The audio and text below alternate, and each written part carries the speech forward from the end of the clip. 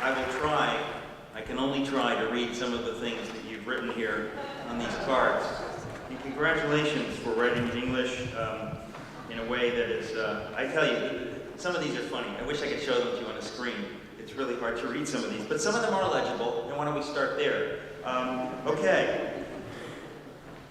Dinesh, how do you morally support the ad hominem strategy with which you begin your debates? Oh, snap. I think we're going to leave that alone. I think that's more... I think that question not only is ad hominem in and of itself, wouldn't you think? Fascinating. Fascinating. Fascinating. I think we may skip that. I think that's what's known in the biz as a rhetorical question. Okay, let's see. So many good questions. Actually, the best one, really, for Dr. Singer, I have two that say basically the same thing. One is, Dr. Singer, what is the source of morality, obviously, if it isn't God? And then a follow-up, what is the source of your morality? So why don't we start there, Dr. Singer? What is the source of morality if it isn't God? And then, yes, what is the source of your morality? As I said, this is a really large topic. I give courses at Princeton on this topic. We're looking for like a cheesy Hannity soundbite. So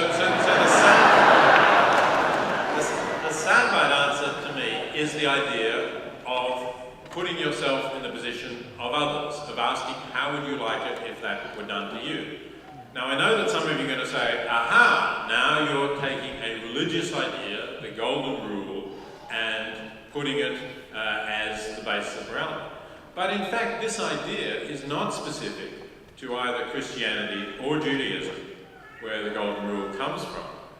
You can find it in secular traditions as well. So you find it in the Stoics, the Roman philosophers. You find it also, interestingly, in Confucius. And that reminds me that Dinesh, when talking about secular societies, skipped very rapidly over Asia, a rather large area with a lot of rich cultural traditions, as he well knows.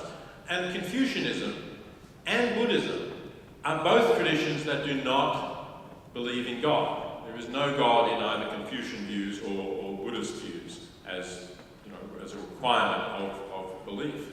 And yet they both come up with ethical systems, and they both in different ways have this idea of putting yourself in the place of the other.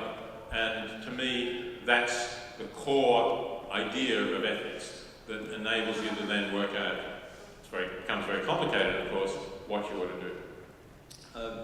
Do you have anything that you'd like to add to that? Yeah, I think that we're making a little bit of a confusion here.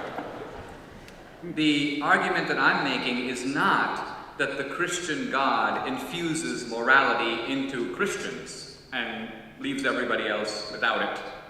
Rather, what I'm saying is that the Darwinian account of morality, as you say, accounts for facts. It does not account for morality.